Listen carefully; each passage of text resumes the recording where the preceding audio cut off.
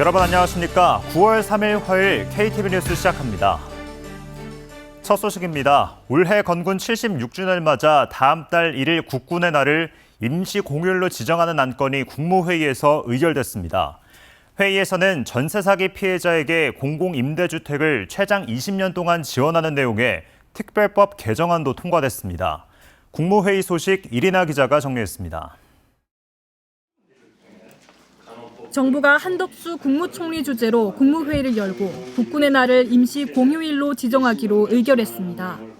한 총리는 현재 북한의 잇따른 도발과 중동 분쟁 등 국내외 안보 상황이 매우 엄중한 시기라며 이번 임시 공휴일 지정으로 국가 안보 중요성에 대한 국민적 관심을 높이고 우리 국군의 역할과 장병들의 노고를 되새기는 계기로 삼고자 한다고 말했습니다. 튼튼한 안보는 나라의 근간이며 우리 경제를 떠받치는 버팀목입니다. 지금 이 시간에도 국가와 국민을 위해 국방의 최일선에서 구슬땀을 흘리고 계시는 우리 장병들이 국민의 성원 속에서 사기가 높아지고 사명감이 더욱 투철해질 수 있기를 기대합니다. 이번 회의에서는 다양한 민생 법안들도 의결됐습니다. 여야가 합의해 지난주 국회 본회의를 통과한 전세 사기 특별법도 의결됐는데 전세 사기 피해자에게 공공임대주택을 최대 20년간 지원하는 내용을 골자로 하고 있습니다.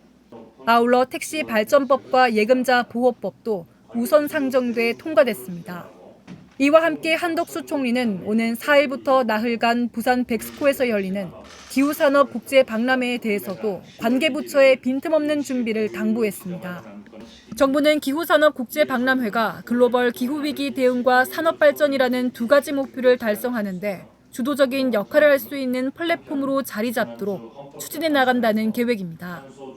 올해는 작년 행사의 성공적 개최를 발판 삼아 국제에너지기구 IEA와 공동으로 개최하여 글로벌 기후변화 대응 방안을 논의하고 원전, 청정수소 등 무탄소 에너지 확산에 대한 글로벌 지지를 확대하고자 합니다.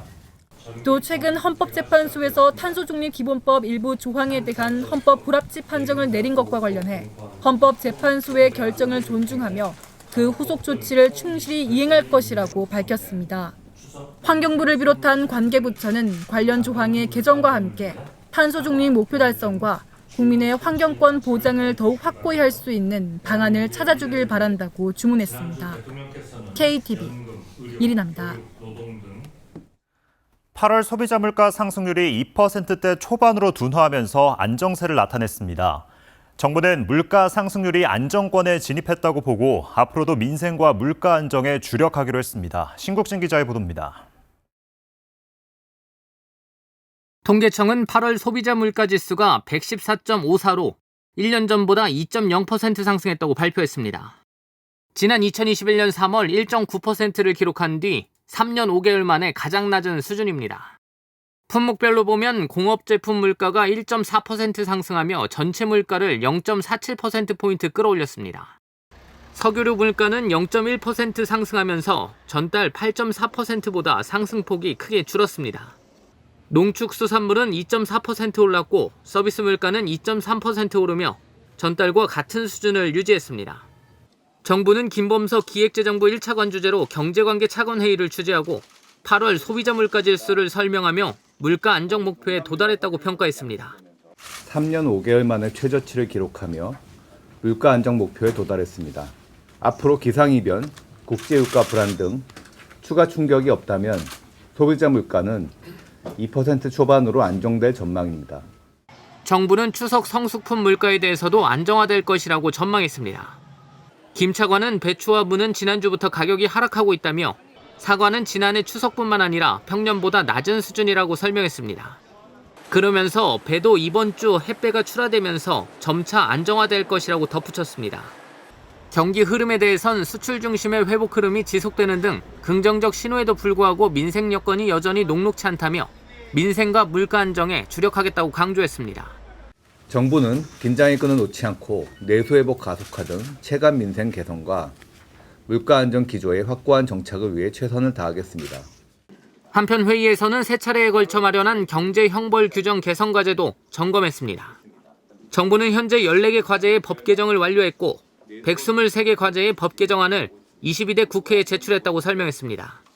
올해 4차 개선 과제를 추가로 마련해 기업의 자유로운 경제 활동을 지속해 지원하겠다고 밝혔습니다. KTV 신국진입니다. 올해 첫 일본 내염 환자 2명이 확인되면서 질병관리청이 예방접종을 당부하고 나섰습니다. 국내 일본 내염 환자는 대부분 8월에서 11월까지 발생하며 9월에서 10월에 80%의 환자가 집중되고 50대 이상에서 주로 발생합니다. 질병청은 2011년 이후 출생자는 일정에 맞춰 접종하고 과거 접종 경험이 없는 18세 이상 성인 중 위험 지역에 거주하는 성인이나 국내 장기 거주할 외국인 등에 대해 예방접종에 참여해 줄 것을 당부했습니다. 외교부가 현지 시간 2일 이스라엘 종교 행사 참가자 중 잔류자 30여 명이 모두 안전하게 출국해 행사 참가자 전원이 출국했다고 밝혔습니다. 앞서 지난달 말 이스라엘에 입국한 우리 국민 180여 명 중 140여 명은 이미 출국한 상태입니다. 외교부는 이스라엘 체류 제외 국민의 조속한 출국을 강력히 권고 중이라면서 앞으로도 체류 국민 안전을 위한 필요한 조치를 지속 강구해 나갈 예정이라고 말했습니다. KTV 뉴스를 마칩니다. 저희는 내일도 국정을 한 걸음 더 빠르게 전해드리겠습니다. 함께해 주신 여러분 고맙습니다.